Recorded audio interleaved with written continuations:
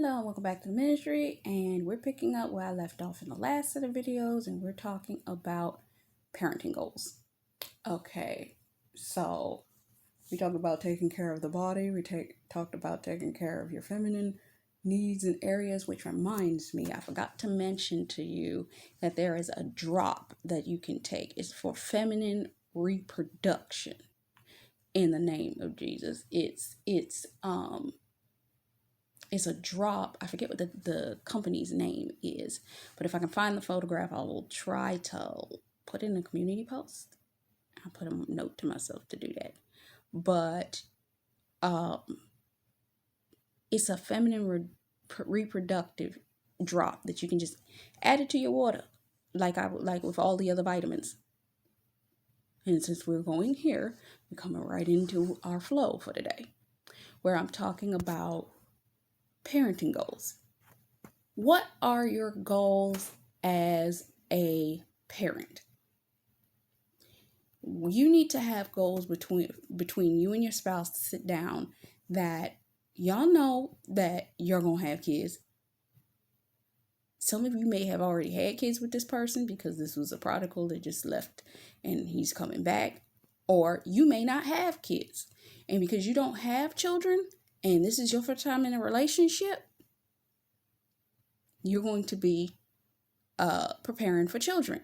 So what are your parenting goals? How are you taking care of your body to prepare for having children? That's another reason why we went through all those videos, because I wanted to talk about this element, because you got to take care of the body in order to reproduce out the body, in order to have what's needed and necessary in order to produce good children.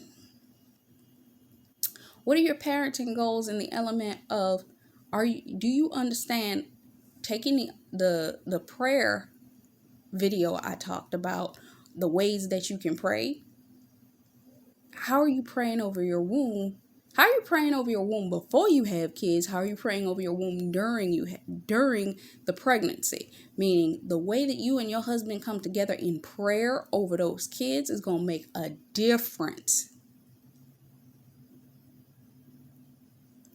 in how they are covered when you get into them being born, and how certain things will cover and prevent them from going into the wrong wayward ways. How are you praying over them? How are you praying over their gifts and talents? How are you praying over what it is that they are going to do in their lives, that if the Lord has given you visions of your children, what did he show you those children would be doing? What did he show you in relation to those children? Did he give you names? Did he give you color schemes? Did he give you certain, and some of y'all might say, color schemes, what is that? Maybe each child had a particular color, and the meaning of that color biblically may be in relation to something, an attribute of that individual child. And God will show you once they arrive what that is. And you may find yourself dressing those children in that color. And some of y'all that may have multiples, you know how parents that have multiple children, they have a tendency, in order to tell them apart, they dress them in multiple colors, or they dress them all the same and then have their socks be different colors. So it's like, I know that you're you, I know you're you, I know you're you, and I know you're you. And you're going to be that crazy parent that knows the difference if you're called to have multiples. And you're going to pray over them. You're going to pray over the birthing process. You're even going to pray over your birth of these children, because the enemy plays slick and sly and try to attack during that time frame. I could tell you a couple horror stories that I have heard in relation to birth and birthing of the children. But we ain't concentrating on the horror stories. We talking about the blessings, because we cannot focus on the cursings. We cannot focus on the things that the enemy may attempt. I don't even want to speak those things into you, because why? The enemy is not going to abort these births in the name of Jesus. So, how are you praying? Knowing that the enemy comes against your pregnancy, that he will try to come against your mind even harder than he's already come against you now. That I remember it was a story of somebody that I know where their family member, the sister, she had gotten so much warfare against her mind, and she wasn't married to a person that would pray for her. So this woman had to go into her house and pray for her, pray and cover her house, all of this kind of stuff.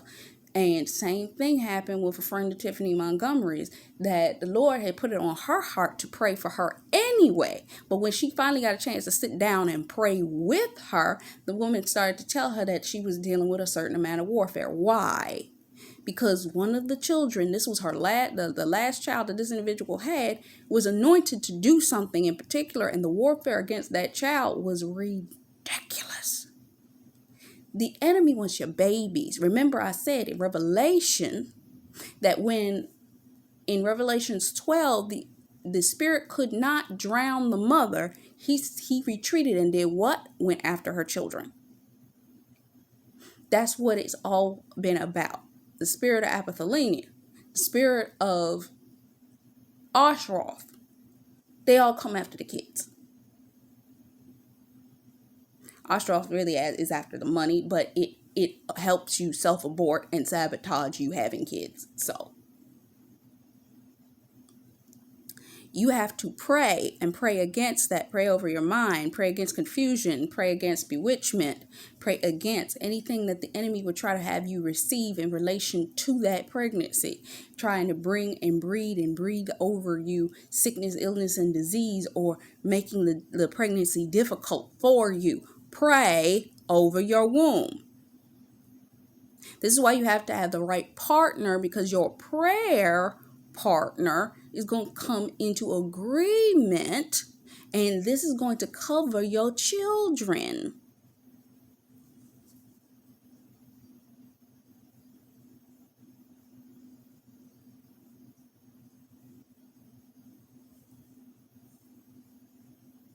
Okay. So this is why you have to pray for the right partner, because if you have the right partner, they're going to pray with you anyway. And God's going to lead them to be in alignment to pray with you, pray for you, and to cover you. That's the whole point. Remember, they're supposed to be covering you as your spouse. You cover them, they cover you. Oh, okay. So that's that. And I'm going to come back in the next one for this next part. So until next time, bye.